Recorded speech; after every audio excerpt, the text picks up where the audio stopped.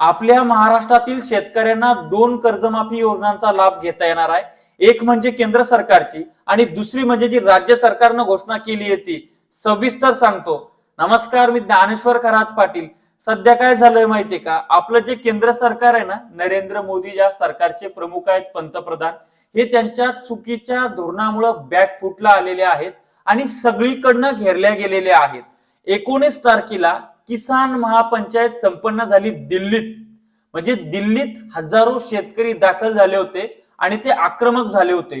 जवळपास सगळ्या संघटना, जे प्रमुख संघटना आहेत शेतकऱ्यांच्या, त्या दिल्लीमध्ये होत्या रामलीला मैदानावर. हजारो शेतकऱ्यांच्या उपस्थितीमध्ये एल्गार झाला. कशाचा? जे सरकारनं आश्वासन दिलं होतं कर्जमाफीचं. एल्गार झाला कशाचा? सरकारनं आश्वासन दिलं होतं MSPच्या कायद्याचं. आता तुम्ही म्हणसाल की हे आश्वासन 2014ला दिलं होतं. परत एकदा दिलं होतं.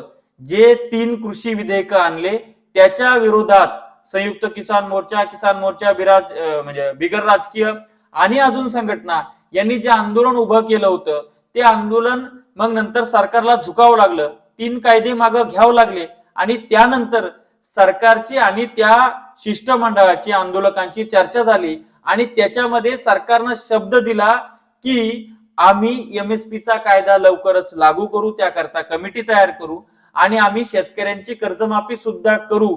मात्र सरकार टोलवत राहिलं. आता पाणी गळ्यापर्यंत आलंय आणि म्हणून महाराष्ट्र, केरळ, कर्नाटक, मध्य प्रदेश, हरियाणा, पंजाब येथील शेतकरी, यासह इतर राज्यातील शेतकरी, हजारो शेतकरी रामलीला मैदानावर गेले होते आणि त्या ठिकाणी ठरलंय की सरकारनं आताही आमच्याकडे लक्ष दिलं नाही तर मोठं आंदोलन, देश पेटवणारं आंदोलन उभं राहणार आहे. त्याच्यामध्ये 2 महत्वाच्या मागण्या आहेत, 3 महत्वाच्या मागण्या आहेत.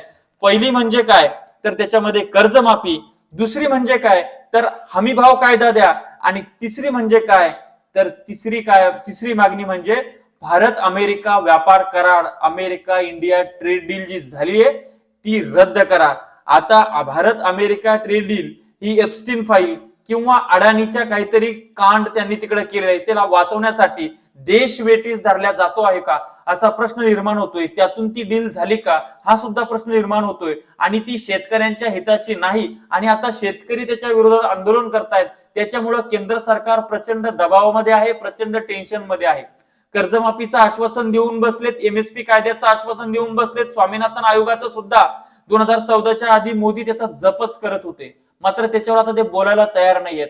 त्यामुळे या सगळ्या गोष्टीमुळे प्रचंड प्रेशर त्यांच्यावर आलेलं आहे. सगळ्यात जास्त प्रेशर जे आहे ते अमेरिका इंडिया ट्रेड डील, कर्जमाफी, MSP कायदा, या 3 गोष्टीचं आहे. स्वामीनाथनचं एवढं नाही, पण या 3 गोष्टीचं सर्वात जास्त प्रेशर सध्या केंद्र सरकारवर आलेला आहे. आणि आता हा जो उद्रेक होणार आहे, हा जो शेतकऱ्यांचा अग्निकुंड आता याच्या निमित्तानं पेटणार आहे आणि तो पेटल्यानंतर हे केंद्र सरकारला न झेपवणार आहे. कारण की अँटी इन्कम्बन्सी पण मोठ्या प्रमाणात सरकारच्या विरोधामध्ये वाढत चाललेली आहे आणि त्यातनं या सगळ्या गोष्टी होत्या आहेत. आपला हेतू काय आहे की शेतकऱ्यांचे जे मुद्दे आहेत ते ऐरणीवर आले पाहिजे. हा देश कृषी प्रधान आहे, त्याला कर्जमाफी मिळाली पाहिजे, त्याला चांगला भाव मिळाला पाहिजे, त्याला MSPचा कायदा झाला पाहिजे, त्याला स्वामीनाथनच्या शिफारसी ज्या सांगितल्या त्या पण लागू झाल्या पाहिजेत. कारण इथं आता महाराष्ट्रात भोंदू बाबा, रुपाली चाकणकर आणि ते एखादं कुत्र कसं वाळलेलं हाडूक चघळतंय, अगदी तशाच पद्धतीनं मीडिया ते प्रकरण चघळत आहे.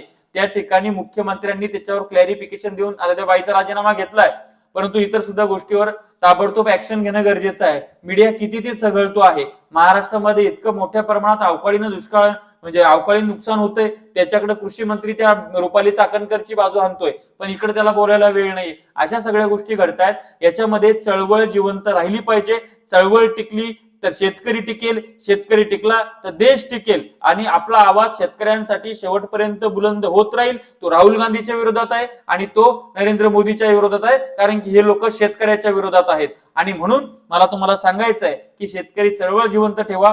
शरद पवार कृषी मंत्री असताना यवतमाळमध्ये एक आत्महत्या होते, त्या ठिकाणी ते भेट देतात, मनमोहन सिंगांना कन्व्हिन्स करतात आणि 2009 मध्ये त्या ठिकाणी 71,000 कोटी रुपयाची कर्जमाफी केल्या जाते. आता सुद्धा नरेंद्र मोदींनी ती भूमिका घेणं गरजेची आहे. शेतकऱ्यांच्या आत्महत्या वाढत आहेत आणि मग ते जगजित सिंग डल्लेवाल असतील, त्यानंतर राजवीर सिंग असतील, हे जे सगळे शेतकरी नेते आहेत आणि महाराष्ट्रातले शेतकरी नेते सुद्धा तिकडे जाणार आहेत. महाराष्ट्रातला शेतकरी सुद्धा तिकडे कूच करणार आहे आणि त्या आंदोलनाला पाठिंबा देणार आहे. भारत अमेरिका ट्रेड डील रद्द झाली पाहिजे. आणि कुठलाही मुद्दा येतो गरम गरम मध्ये सगळे त्याला हवा देतात, नंतर तो विरून जातो, परंतु तो कायदा आमच्या मस्तके तसाच मारलेला असतो, आमचं शोषण तसंच चाललेलं असतं.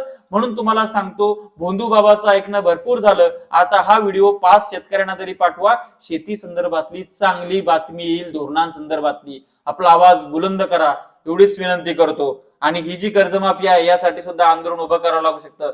सगळे असे शंड झालेत, सगळे असे लुळूमुळू झालेत, कोणामध्ये त्राण राहिली नाही लढायला. आपण लढतोय, आवाज बुलंद करतोय, मोठं आंदोलन पण करू, मात्र मनासारखी कर्जमाफी आपल्याला घ्यायची आहे. काय वाटतंय लिहा कमेंट्स मध्ये, तुमचं काय मत आहे कमेंट्स मध्ये लिहा. धन्यवाद.